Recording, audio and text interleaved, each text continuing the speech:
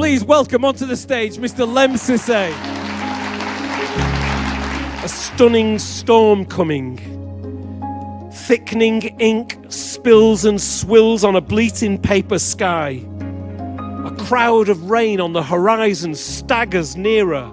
I sway so, I know so, I slip a little more. The following is brought to you by Africa World TV. We welcome our host, filmmaker, journalist, and actor Salome Mulugeta. Today, we are joined by writer and broadcaster Lemn Sissay. He's well known for his powerful work on identity, belonging, and the care system. He was awarded an OBE, Officer of the Order of the British Empire, an award recognizing his outstanding contributions to literature. Drawing from his own life experience, he is now launching a new digital platform to help people reconnect with families and teach them about their roots. It is also his birthday month, so we wish him a very happy birthday and welcome him on Africa World TV. Welcome, Lemn, on our show. Thank you so much, Salome. I've looked at your show, I've seen the kind of people you interview, and I'm honoured to be here with you. Yeah, thanks. Oh, of course. So for those who may not know you, could you please share a bit about yourself so that we can introduce you to our audience? Yes, okay. My name is Lemn Sissay, or Lemn Sissay. I'm a writer. I was the first Chancellor of a major university in England who has Ethiopian heritage. I write books, memoirs, plays. I travel the world as a writer, reading on stages from the Opera House in Dubai to the United States Library of Congress to a beach in Sri Lanka. All different kinds of places on stage. I write plays, and I spent most of my adult life searching for my family, and I found them all over the world. I didn't know that I was Ethiopian as a child. Okay. I was stolen from my mother, etc. It's a big story there. You have a fantastic story, and thank you for coming to talk about this. But you've been very open about your experience growing up in the care system. How did those experiences influence you, and how did they lead you to the idea of creating a platform to help connect families and to share about their own families on your website? A child in care is more likely to go to prison than university. 20% of those in care experience homelessness within 2 years of leaving. 1 in 5, that'll be 1 in 5. 2 out of 10, that's 4 out of 20, 8 out of 40, 8 out of 40, 16 out of 80. There are 65,000 children in care, and me. I grew up in care for 18 years. I'm reporting back. If that's okay. It took me a year after leaving care to find this picture from her college in Oxfordshire. By the age of 21, I found her in Africa, my mother, but she didn't see me, did she? Of course she didn't. I was the same age as my father. The last time she saw him in a split second. I realized that it wasn't my story, it was theirs. Well, I was brought up without a family. I was stolen from my mother as a baby. I've proved all this. I've taken the government to court for doing what they did to my mother and to me as a child. I had my name taken away from me. I was brought up with a foster family who then threw me into children's homes when I was 12, and then I was held in a series of different children's homes till I was 18. Now, people say that I'm open, but the truth is that my entire childhood, 18 years, was a point of public record. You know, there were reports written about me every week, every 2 weeks, and held in files by the government. Okay. And so my entire life has been public record. And so when I left the child care system at 18 years of age, I had nobody, no mother, father, sisters, brothers, aunts, uncles, cousins, grandparents, granddad, nobody who knew me when I was a child. It sounds crazy, right? It sounds like that couldn't be true. It's too crazy, you know. Wow. And I spent most of my adult life searching for my family and also trying to prove what happened to me as a child. It did happen. I was imprisoned as a child. I did have my name taken from me so that I didn't know my own name.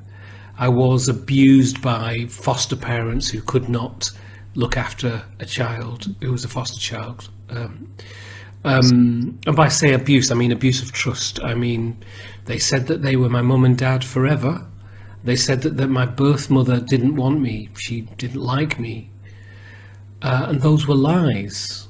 And then they finished their experiment and they threw me into children's homes and said they'd never be with me. And I thought they were my mum and dad, you know. I thought my Ethiopian mother, or I didn't know she was Ethiopian, but my mother did not care for me, didn't want me. And then, you know, when I was 18, I was given a letter, a social worker, a good man actually. He gave me a letter from my birth mother, from my birth, a few months after my birth, and my birth mother was pleading for me back. Oh, wow. To the social worker who'd given me to foster parents and said, keep him forever, he's yours, his name must be Norman.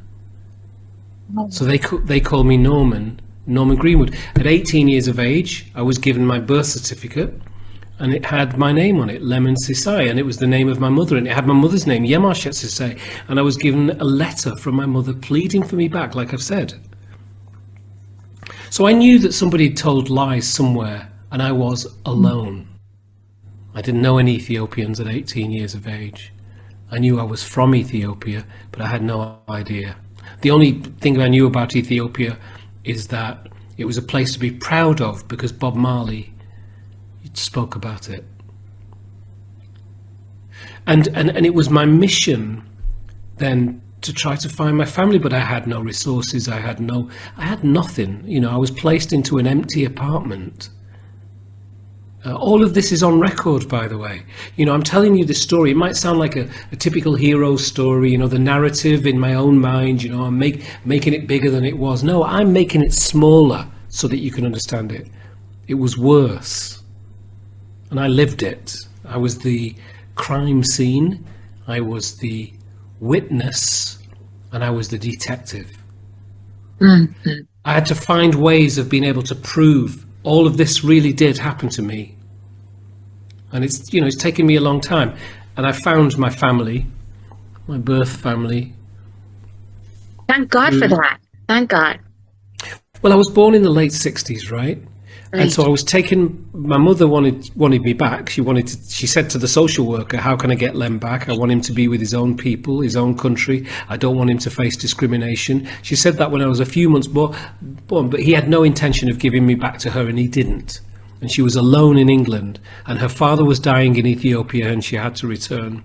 This is what I mean by being the detective. First in my search, I retraced my mother's weeping steps. As I was sleeping in her waking womb insulated, she was sent away from her church education while she waited and waited and waited. The search for my father must begin with her, but painful tracks have been painstakingly covered. There was only one woman in England who recalled that pregnant woman who was my mother. Oh, Lemn. Welcome. Good to see you. And you. Good to see you. Can I throw this down here? Yeah. So you were the first person that I ever met who met my mum. Yeah. This is amazing. I know. And you were the first person that gave me hope that I could find my son. It was in 1988 when you were reading. It was the Literature Festival. And you start to talk about how you've been brought up by white foster parents in Wigan and how your mum was Ethiopian, and I just knew an immediate response. And I thought, God, this child was at St Margaret's, you know, and you talked about having found your mum. I've got a picture of her. Have you got it? Can I look at it? Yeah, I'll show it to you. It's in here. This is... Now, I don't know if you can remember what she looks like, because it's a long time ago. Very slim. Yeah. I used to say she's having a pickled onion, this one, because she had hardly any belly on her either. And look, you know? I Yes, mean, that's very, my very mum. tall, very slim, very elegant, very beautiful. Yeah. I remember now. Grief. I found out, or I've followed her footsteps, and I found out from various sources, checkable sources, and I made television documentaries about it, because I became known as a writer, but whenever the media gave me any small amount of attention, I would use it to get them to look back at what happened to me as a child. And this is how I started to unpick the story, by finding proof. Were you? Yes. Yeah. I was just going to ask. Were you able to kind of find out who your mother was after you became a writer? No, I knew my mother's name when I was given my birth certificate when I was about 15 years of age, and I knew that she wanted me because I had this letter of her pleading for me back. But I was still in care at that time, so I couldn't search. And I didn't have the resources. I had nothing. I had no education, nothing. And then I was imprisoned in a children's home called Wood End Assessment Centre because they wanted to assess me. Okay. I was basically, in very clear terms, as a child, for 18 years, I was experimented on. But what were they trying to find out about you? You tell me, you tell me. But, you tell me. I know what happened. So they need to tell me these things, because all I know is what happened. Yeah.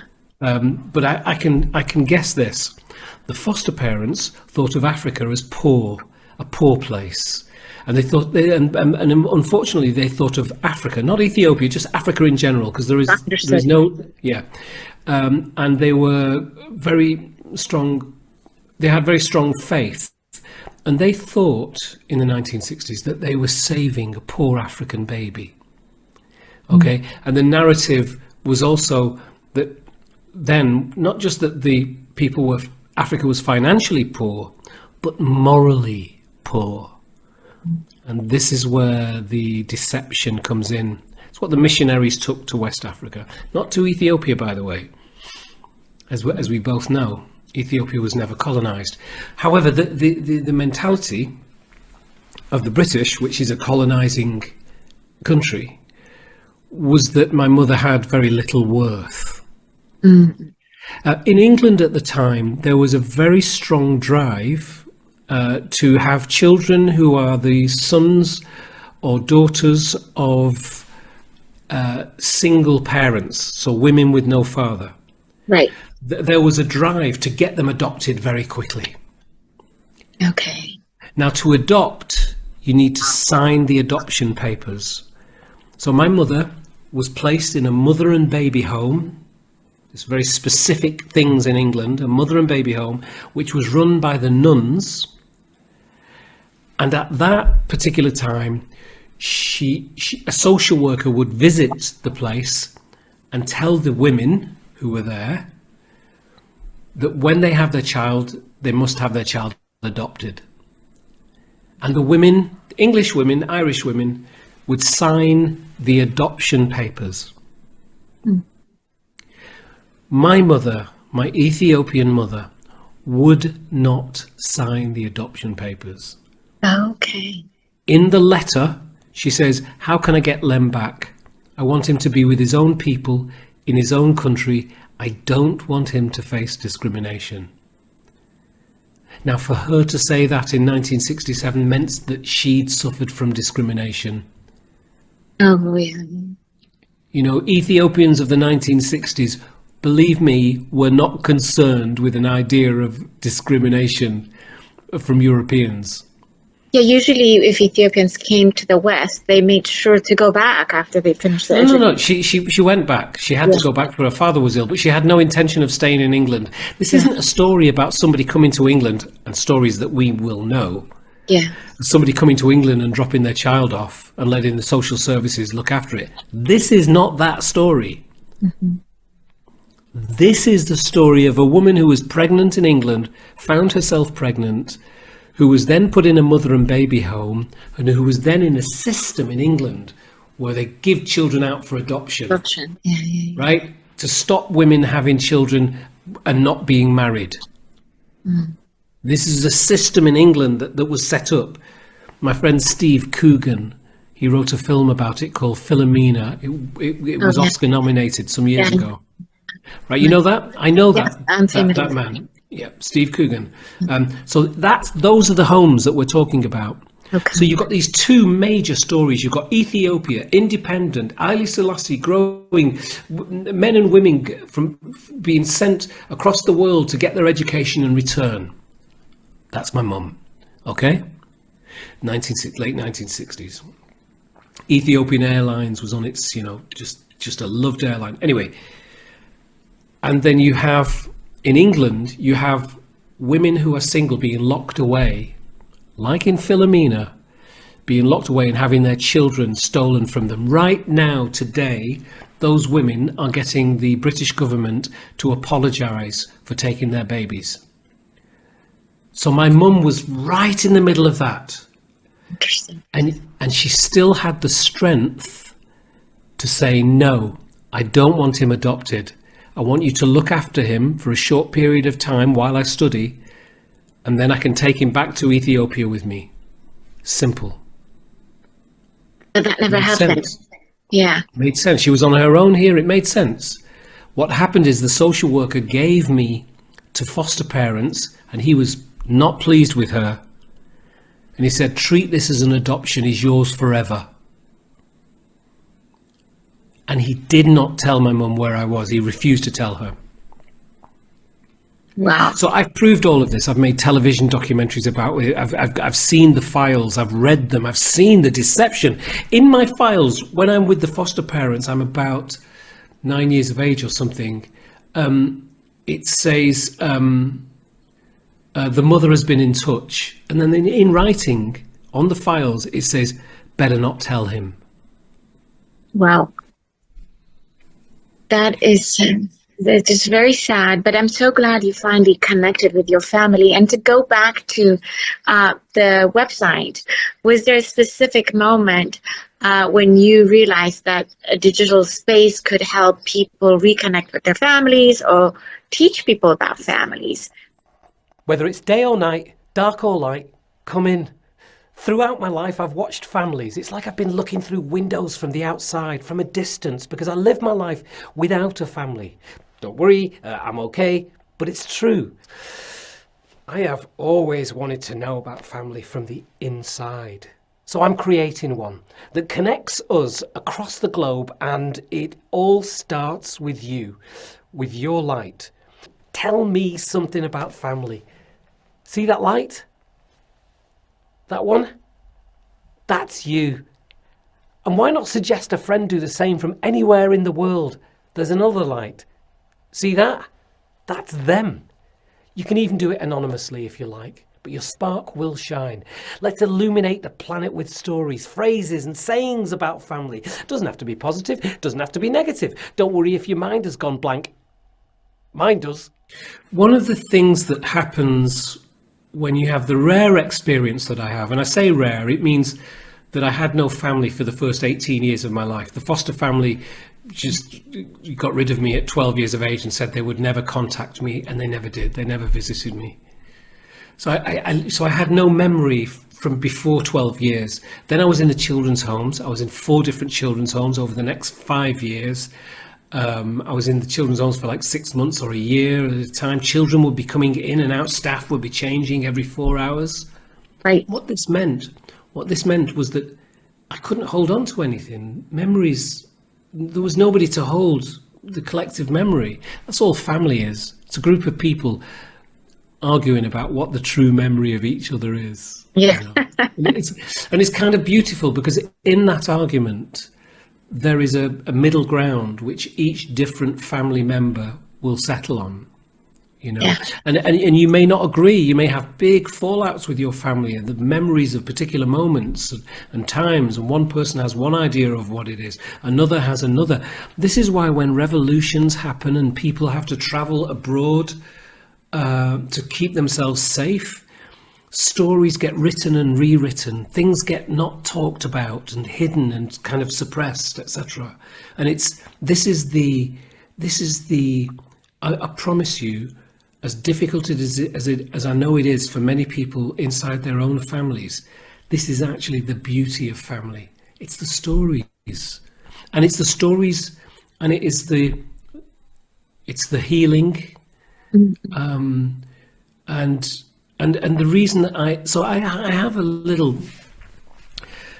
kind of obsession, I would say, about the nature of family which I was excluded from.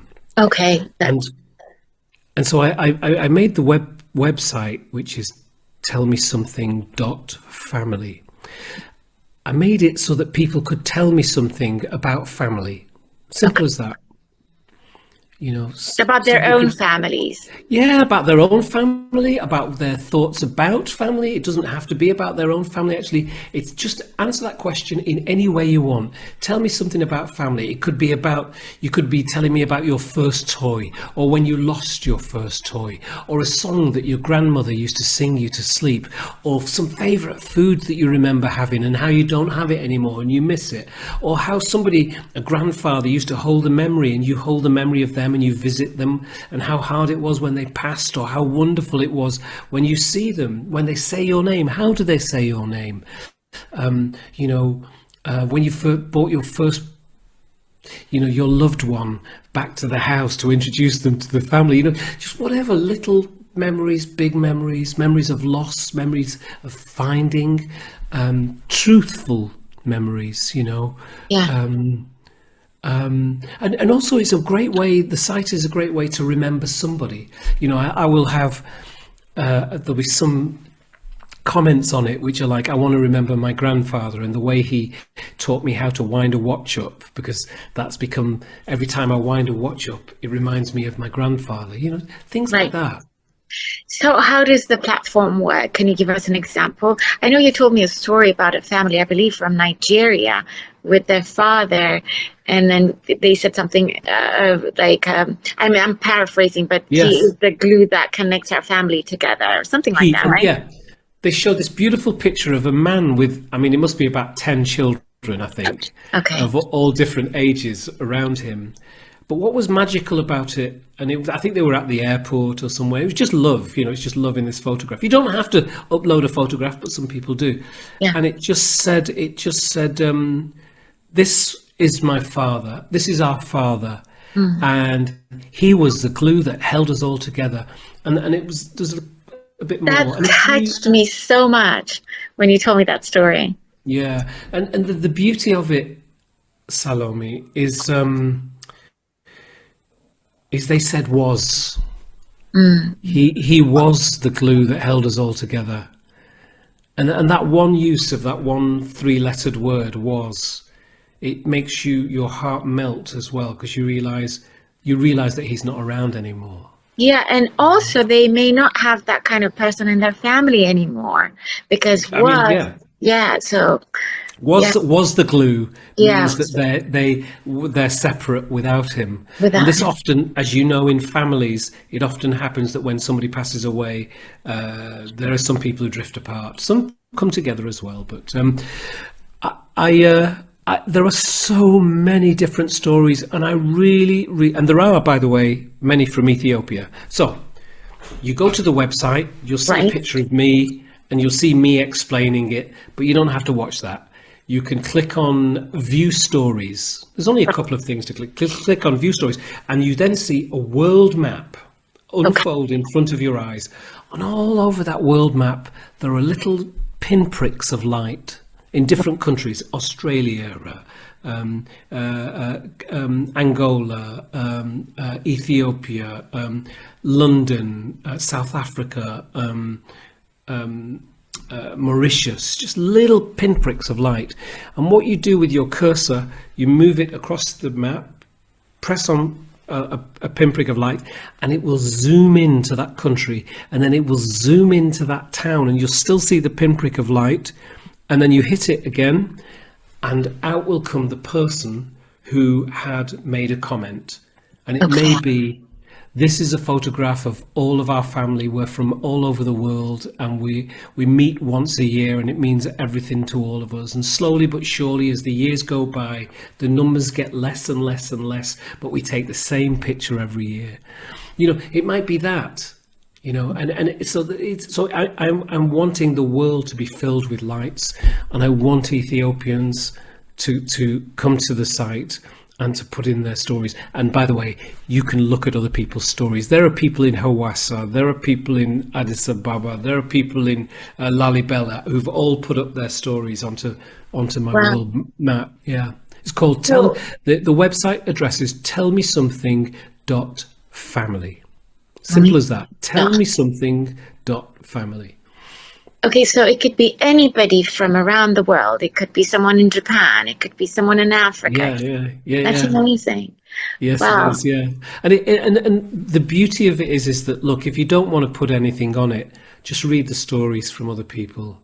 You know, they're so heartwarming, and it reminds me that family is actually at the heart of who we are. Like we do our jobs and get our status and this, that and the other, but actually the root of it all is in this really powerful nucleus, this unit where you can feel more pain than you've ever felt before and more joy than you've ever felt before. I mean, the thing I miss, the thing I've never had, is I've never had a family member waiting for me to come home. Ever. Not even when I was a child. Nobody, you know, I've traveled the world. There's nobody saying, there's nobody who's known me when I was a child. There's nobody saying, oh, when are you coming back? Or bring me back a memory. There's nobody collecting my press cuttings. There's no parent who's proud of me, or brother or sister or aunt or uncle. So, and that's the way it's always been. And so that's why I'm asking you to tell me something about family. Salome, I've said this right up until this time in my life, but what I've often said is that I would give up everything that I've done to have a mother that knew me when I was a child, and just to have that mother relationship or the father. Nothing can replace what you haven't got.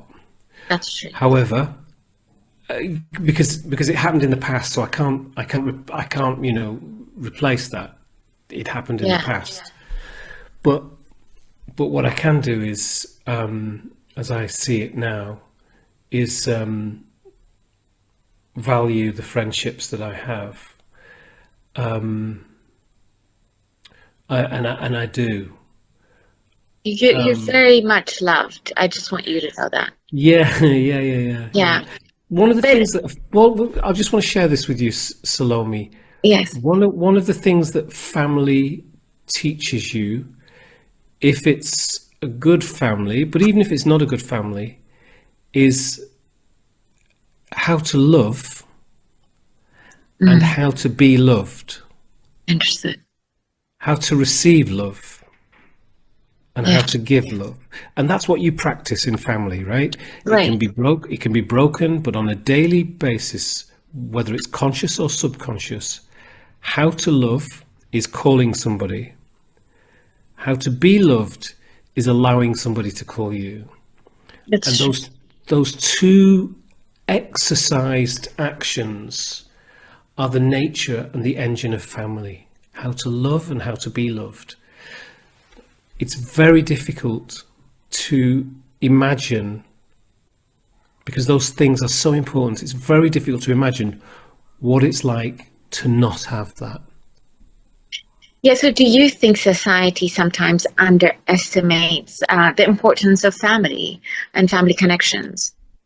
It's frightened of it because I think of family because, you know, a parent will do everything they can to defend their child. Right. You know, they'll go to the ends of the earth. Yeah. That's a very powerful force. But what I think about family is that it is the heart of society. It's pretty much the nucleus in the cell of the body of this world. Is family. Yeah, and I think we learn everything when we first get to know everything about the world from our families, don't we? Most people will grow up to say, well, my family are not my influence. I influence, you know, my influence is through my education and my friendships and blah, blah, blah. That's because your family is your influence. Mm-hmm. It's like, you know, the perfection of the familial influence is that you don't know about it. Is that it's so much a part of you, you know. I think sometimes we do take our families for granted as well, right? That's the beauty of family. I mean, I think people should take the family for granted. That's part of the, yeah, I do because to truly know how dependent you are on your family, I would have to take it away from you. I understand now. Okay, and so to you know, it's like to truly know that everything that we have done so far, me and you in this interview from the beginning, is fully dependent on breathing and on the air that surrounds you right now, right at this minute, that every single second you are consuming and expelling air, and that is what is keeping you alive and us talking right now. Absolutely. The only way I can show how deep that is to take it away. And then you will realize how much of you is depending on air all of the time. But I don't expect you to go around every minute of every day and say, thankfully, I'm breathing. We are breathing. Like I don't expect people every day to go around and say, thankfully, I'm from a family. I've got a family, you know? Yeah, and it makes sense. And that's with anything. Like when you have something that you don't realize how good it is, you can take it for granted. And when you take it away is when you know that you had taken that person or that thing for granted, right? Yeah. So I also want to ask you, go ahead. I just wanted to, my website, tellmesomething.family, I just wanted to hear people's stories about just magical moments and memories in their family. And then I wanted to save them in digital amber on the website, you know, along with a lot of others. I'm kind of building my own international family through stories. That's beautiful. That is beautiful. It's the 1st of May and Brighton Festival 2021 is here. And as a festival, we're back in the city, and it's so brilliant and quite emotional actually to see how all of these works of art are coming to life. I'm Lemn Sissay, I'm the guest director of the Brighton Festival. Go to brightonfestival.org, see what's on, there's over 90 events, get tickets and go to something. So what was the biggest challenge in turning this idea into reality for you? Well, it's a really good question because it originally came to be when I was guest director of Brighton Festival. Okay. And Brighton Festival is a very big international festival here in England. And I had invited various Ethiopian artists, including Samuel Yirga, the pianist. Yeah, the pianist, yes. And I helped him when he came to London, actually, to do an event. But I had him on stage. And I think Mulatu we'd booked. Oh, nice. And then COVID happened. Okay. And so it didn't happen. Oh, okay. The festival didn't happen. But this is a digital project. It was supposed to be a live project where I meet people and they tell me something about family.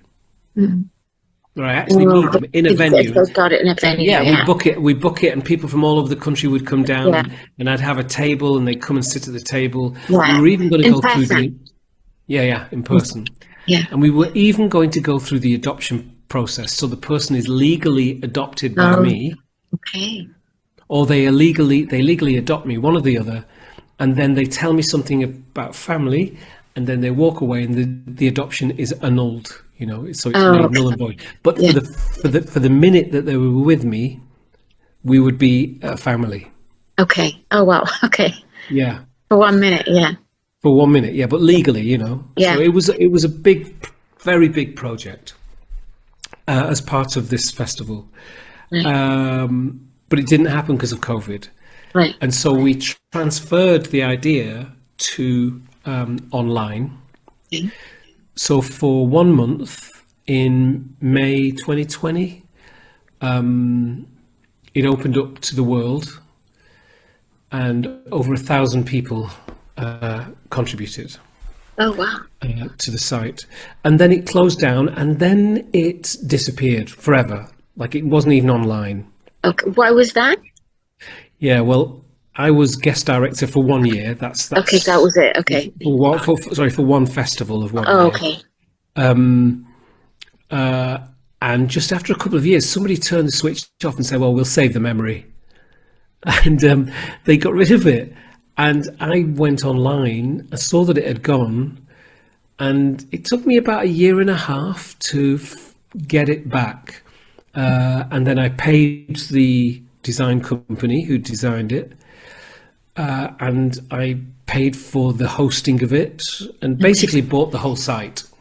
Okay, understood. And it's taken about 2 years in total. Oh wow. And so I'm launching it just for this month of May,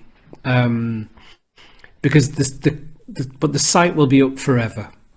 Okay, so that's what I wanted to ask you. So it will be up in May of 2026. Yeah, And May the 1st to May the 31st. It's my birthday on the 21st, so it's in my birthday month, you know. So yes, how it's kind of special. like my gift. It's my Yes, gift so to myself. special. Yeah, yes. And what wider impact do you think, or do you hope it will have, this website? Any way that we can be open and truthful has got to make the world a better place anyway. And if we can connect honestly and truthfully, I mean, in the present climate, I think that's good enough for me. One action of honesty and truth and imagination as well, you know. If you see the stories on there, they're absolutely beautiful, sometimes heartbreaking. You know, a woman sent me a picture of her stood over her brother. Her brother was in a little pram, his little baby, and she's only like 3 years of age. And she says, my mother and father used to foster children, and then they would be taken away. When my mother gave birth to my brother, the nurse came to our home to see him, and I screamed and fought her to stop her from taking him away, I thought that she would be taking him away. Okay. But she didn't, hopefully. Yeah. Yeah. It's there's lots of beauty in these stories. And you know, I want to say I have met a few of my friends have adopted children, and they're amazing parents. You know, when I lived in England, obviously, I have also met foster parents who are amazing.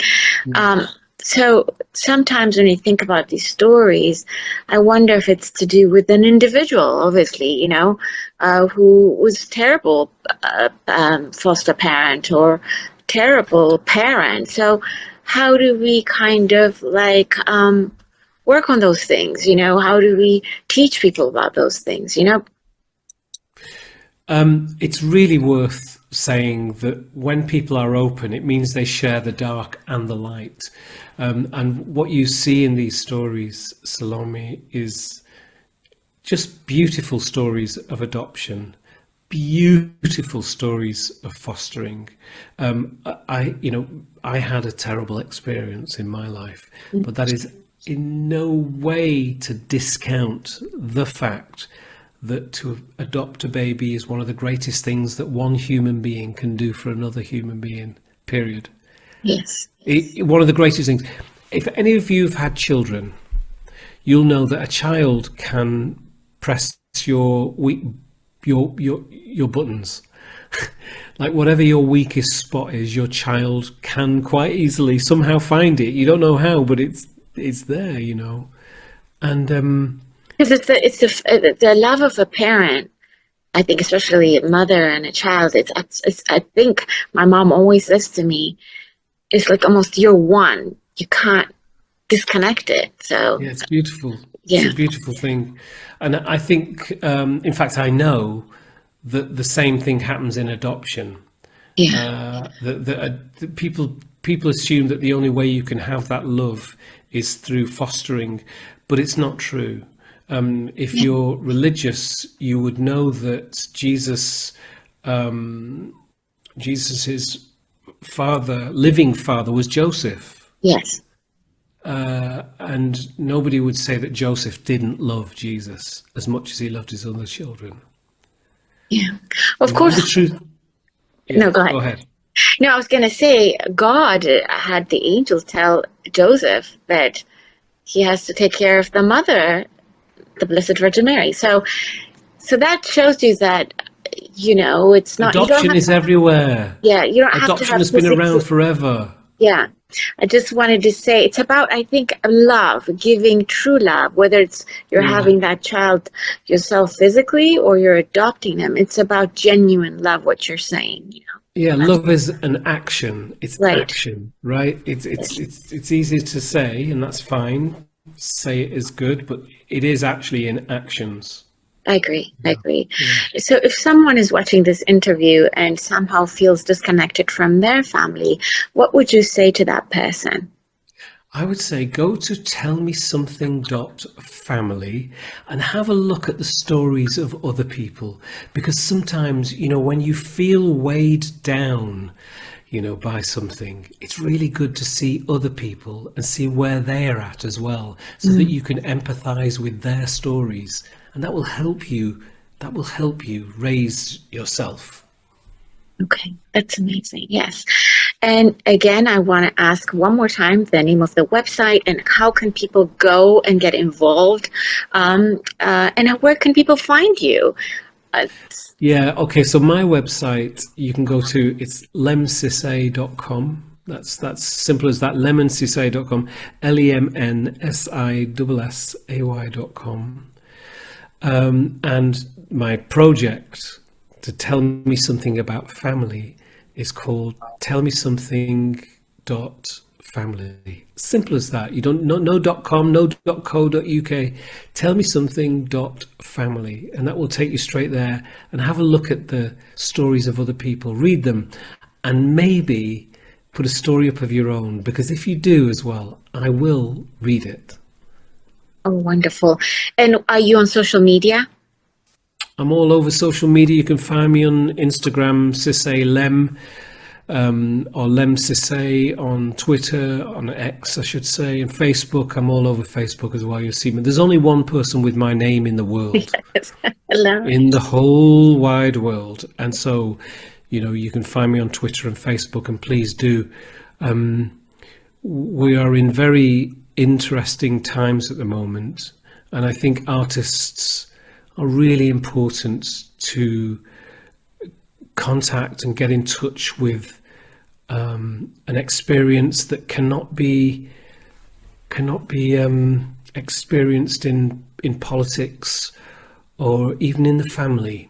You know, artists create images and song and poems that represent the human spirit of a people. And it, you know, and Ethiopia is going through an incredible time at the moment of an explosion of artists, Yes. and creatives. You've got Mulatu, selling out audiences across the world, but you've got Abel in The Weeknd, the king of music in America and across the world. And then you've got, there's a band here in England called Zena, and there's a couple of guys, and they're being released on a cover. And then you've got models like Leah Kabede, doing brilliant stuff with books actually on her online. I'm so inspired. You've got Ida Mullane, the photographer, who's selling out galleries all over the world. You've got Julie Mehrata. We are right now at the on the edge of the Venice Biennale. Okay, it's the biggest contemporary art festival in the world. Last year, I curated the first Ethiopia pavilion at the greatest festival for contemporary art in the world. Chanel will be there, Hermes will be there, like all of the big companies will be descending on Venice this month actually. And we've got the second Biennale happening this year, the second one, and the curator for that is Conjit Seum. Oh, okay. Who's you may know Conjit or know of Conjit Seum. Yeah. She's just the perfect person, and they have an artist, and they'll be starting quite soon in Venice. This is the 10th year of Addis Fine Art, which is a gallery called Addis Fine Art, and it travels through all of the contemporary art exhibitions in the world. You've got, Teddy Afro releasing his album called it's amazing. Ripples across the world. It's going crazy. Yes. Yeah. Artists, you've got the great poetry by our artist Mulugeta Seum. It's so important that artists do express themselves, do say what they say, and that people engage with that. That is part of the truth, okay? The truth is that people talk, and artists in many ways reflect all the different angles of people talking. And what's going on all around the world. Through their art. Yeah. Through their art. And that sometimes is comfortable and sometimes it is uncomfortable. And it's just like speaking about family, the truth about family. Sometimes it's comfortable, sometimes it's uncomfortable. And people say, no, don't speak about it outside of the family. But you must. That's what Tell Me Something Family is about. You must speak outside of the family because there are basic truths that everybody's talking about, yet nobody's acknowledging. And that's why I do my website, Tell Me Something Family, to hear truths. Amazing. Now that we are on Africa World TV, I should say that it has been an honor for me to have been accepted by my people, all over the world. I see Ethiopians all over the world. I'll be on a plane, there'll be somebody in security or somebody as a director or a CEO, it doesn't matter. But people will stop me and they'll say, Lemn. And every time that happens, my heart just bursts. Because I was the boy who was stolen from his country, and now I'm known to my people. And every single time that somebody stops me in the street, and it happens here in London all of the time, it is the best thing. So thank you for having me on Africa World TV. Oh, it was my pleasure. Honestly, an honor for me as well. And on that note, I want to say thank you for sharing your amazing, amazing story and your important work. And once again, happy birthday, because your birthday is this month. And please come back and visit us and tell us how the website is doing. I'm looking forward to reading many stories, little messages from Ethiopia and Eritrea and East Africa, the Horn of Africa, and please come back and visit us and tell us how everything is going. And I really, really want to say thank you. It's been an honor having you and honestly hearing your amazing story. It's fantastic. And bless you. Thank you. Bless you, Salome. Thanks to Africa World TV too. Thank you for joining us. The preceding program was brought to you by Africa World TV.